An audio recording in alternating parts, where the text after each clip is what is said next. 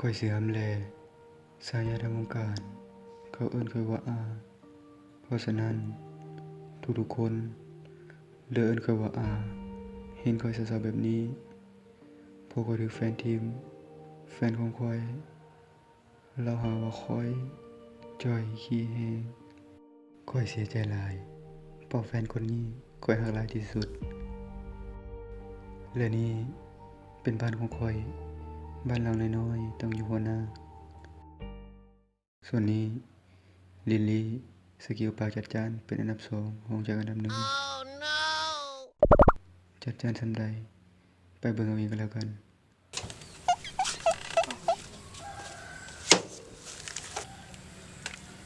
โอ้อยู่ซอกหลีกปานบ้านหมอผีเนาะยังข้อยยังเศร้าบ่พอเอ๊ะหรือว่าข้อยบ่ได้เศร้าแต่ข้อยเจ็บท้อง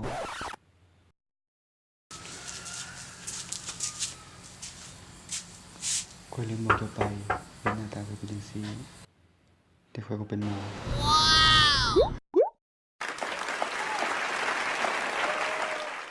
เข้ามาเลยเข้ามาเลย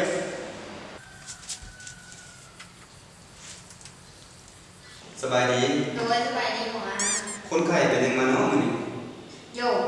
หมอกับบ่สบายได้จึงมาหาหมอ อ้าวบ่อันหมายถึงว่าคนไข้นะเป็นหยังคือมาหาหมอมื้อนี้ โยก็ยังบ่สบายหมอสิบอกใช่ไหมติ บ่อันหมอหมายถึงว่าอันคนไข้นะอาการของมึงนะเป็นจังไดที่มาหาหมอ โอ้ว้าวแต่สนิทเนาะ โอ้กูเห็นว่าดีเลยแบบถึง ฮะหมออย่างก็ อ๋อหมอบ่ได้ว่าหยังหมอหมายถึงเจ้าหน้าตาคือไฮโซ อันนั้นไปก็ว่าเอาคือ บ่แต่คนไข้นี่พอสิบอกหมอได้แล้วบ่เนาะว่าคนไข้เป็นหยังมามื้อนี้ อ้อลืมหมอส่วนลงไหน กูบ่สนมันสิปานนั้นบ่เนาะ หยอกหมอคันบ่ว่าบ่ได้หัวบ่เอากวดบ่ได้รู้ อันที่ซักหมอว่าคันบ่มีหยังแล้วก็กลับบ้านเนาะเพราะว่ายันมันเสียเวลาคนอื่นนี่ เดี๋ยวหมอเมื่อวานนี้เขาเจ็บหัวเบิ่งเดียว อ๋อเจ็บหัวคนเดียวอะ โดย เจ็บหัวข้างเดียวนี่บ่แม่นเล่นเกมหลายตัวเนาะ บ่หมอพวกเขาบ่เคยเล่นเอาแค่อย่างเดียว ซั่นหมอคอยสรุปได้เลยว่าจะเป็นหยังเจ้าที่เป็นหมอสิจัดยาให้เจ้ากินมึงเด้อได้ๆครับ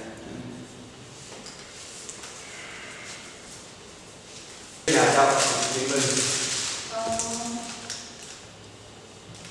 ากินได้แล้วนะหมอยานี่ อ๋อมีแต่เจ้ากิน1เม็ดเช้าสายแรงเด้อหลังอาหารมื้อเช้าก็ให้กิน2เม็ด ไปคิดว่าคืนยาโลละน้ำรองแม่น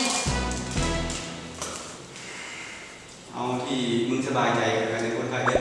มีแต่ไปกินเบิ่งกะมื้อเช้าก็ให้มาหาหมอใหม่หมอคิดว่าเจ้าอาจจะได้เซ็กสมองใหม่และไปและสมองเจ้านะ